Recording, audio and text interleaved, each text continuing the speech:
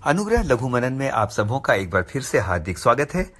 मित्रों, हम परमेश्वर का धन्यवाद करते हैं, उसने एक फिर नए मनन की कड़ी में हम सबों को जोड़ा है।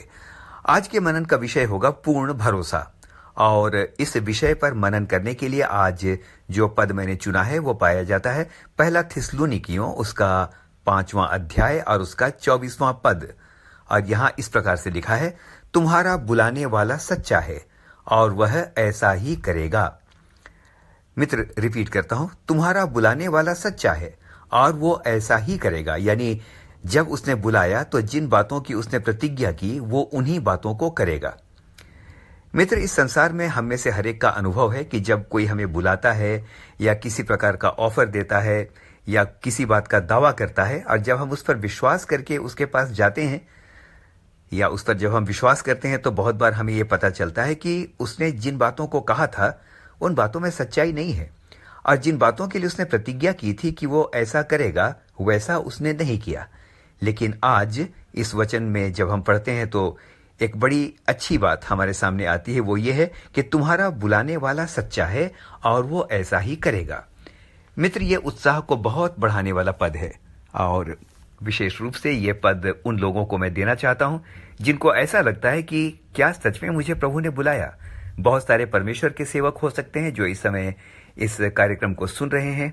बहुत सारे लोग हो सकते हैं जो इस समय इस कार्यक्रम को सुन रहे हैं और उन्हें ऐसा लगता है कि क्या सचमुच परमेश्वर ने जो प्रतिज्ञाएं की उन बातों को क्या वो सचमुच पूरा करेगा। यदि अपने जीवन के अंदर आप इस समय इस शक में हैं, इस संदेह के अंदर हैं, तो मैं कहना चाहता हूं आज का वचन आपके लिए है। तो आइए चलते हैं एक छोटी लेकिन बहुत ही प्रसिद्ध, बहुत ही लोकप्रिय घटना में। इस घटना के बारे में मैंने पढ़ा था। आप में से हर व्यक्ति अमेरिका के नियाग्रा जलप्रपात के बारे में जरूर जानता होगा। नियाग्रा जलप्रपात, आप में से हर एक को यह बात पता होगी कि नियाग्रा जलप्रपात संयुक्त राज्य अमेरिका और कनाडा देश की सीमा पर है। यानी दोनों देशों से इस जलप्रपात को देखा जा सकता है। तो मित्र, ये दुनिया के सबसे बड़े जलप्रपातों में से एक है, और कहते हैं कि लाखों टन पानी इस जलप्रपात में निरंतर गिरता रहता है। इसको देखना बड़ा ही विहंगम दृश्य को प्रस्तुत करता है। इसको देखने पर रोमांच हो जाता है मेरे प्रियो। बहुत बड़ा ये जलप्रपात है, और इसको देखने से सबसे पहले जो भावना मन में आती है वो है भय की भावना। ये बहुत ही ऊंचा और बहुत ही चौड़ा जलप्रपात है।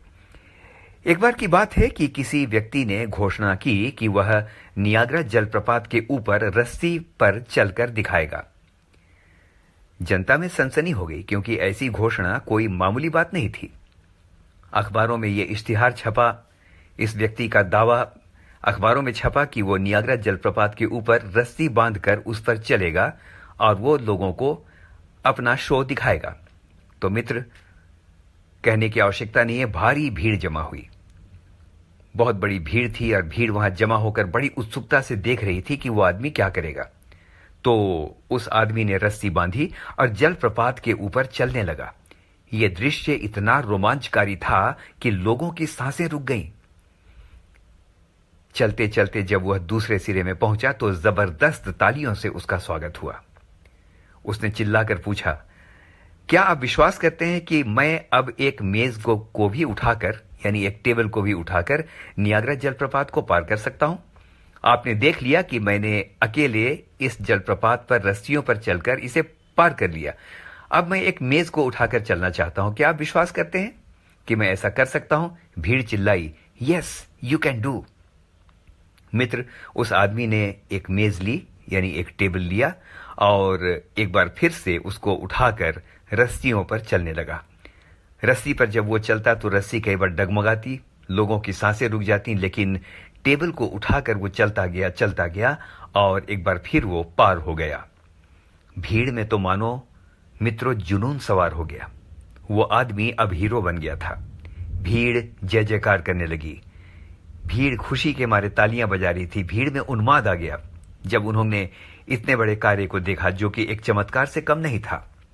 अब उस आदमी ने मुस्कुराकर पूछा, क्या मैं किसी आदमी को उठाकर या मनुष्य को उठाकर नियाग्रा जलप्रपात को पार कर सकता हूं? बताइए।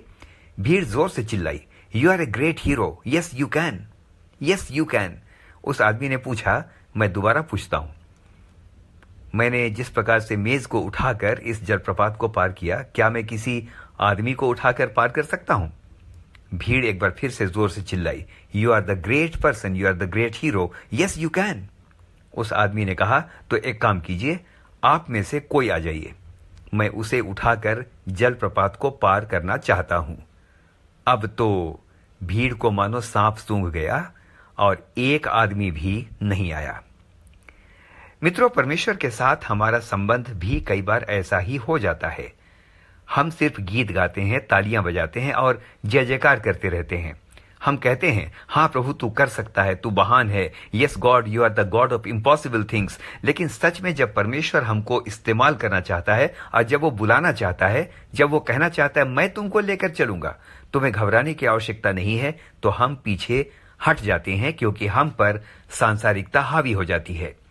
हमें डर लगने लगता है कि पता नहीं क्या होगा, मालूम नहीं जो कुछ परमेश्वर ने कहा है वो होगा भी या नहीं होगा। मित्र, मूसा ने भी ऐसा ही व्यवहार करके कहा था जब उसको परमेश्वर ने इस्राएल को छुड़ाने के लिए बुलाया था। व्यवस्था विवरण 34 उसके 10 में आपको इस बात का वर्णन मिल जाएगा मेरे प्रियो। और यहां एक बात को हम देखते हैं कि मूसा को जब उसने बुलाया तो उसने कहा, यानी मूसा ने कहा, मैं नहीं जा सकता। बार बार मूसा ने कहा, मैं नहीं जा सकता, मैं बोलने में भद्दा हूं, लोग मेरी बातों पर विश्वास नहीं करेंगे। उसने 10 प्रकार के बहाने बनाए। लेकिन मित्रों, वचन बताता है कि जब उसने परमेश्वर का हाथ थाम लिया तो परमेश्वर ने उसे वो बना दिया जो महानतम है। व्यवस्था विवरण 34 और उसके 10 में इस बात का वर्णन हमको मिलता है और वचन बताता है कि उसके तुल्य इस्राएल में कोई नबी नहीं उठा। मित्र, याद रखें, परमेश्वर असंभव कार्यों का परमेश्वर है। He is the God of impossible things. और यदि उसने हाथ पकड़कर बुलाया है तो विश्वास करें, वो कभी हमें गिरने नहीं देगा। भजन संहिता 121 उसके 1 से 3 में इस प्रकार से लिखा है, वो तेरे पांवों को टलने ना देगा, तेरा रक्षक कभी ना ऊंघे। मेरे मित्रों, ट्रेन के जो ड्राइवर्स हैं वो ऊंघ सकते हैं, संसार के जो पहरेदार हैं वो ऊंघ सकते हैं, जो रक्षक हैं, जो पहरेदार हैं, उनको नींद आ सकती है। लेकिन मैं धन्यवाद करता हूं, हमारा रक्षक जो हमारा परमेश्वर है वो ना ऊंघता और ना सोता है। तो आइए अब मनन को समाप्त करते हैं कि जिस व्यक्ति के बारे में हमने पढ़ा, जिस व्यक्ति के बारे में हमने अभी सुना, ये तो एक मात्र मनुष्य था। यह घटना 18वीं शताब्दी की है और वो व्यक्ति फ्रांस का था। तो मैं कहना चाहता हूं कि जिस व्यक्ति ने नियाग्रा को चलकर पार किया था वो तो मनुष्य था। जिसने नियाग्रा में मनुष्य को बुलाया था वो तो मनुष्य था। लेकिन यहां तो परमेश्वर है जो आपको बुलाता है।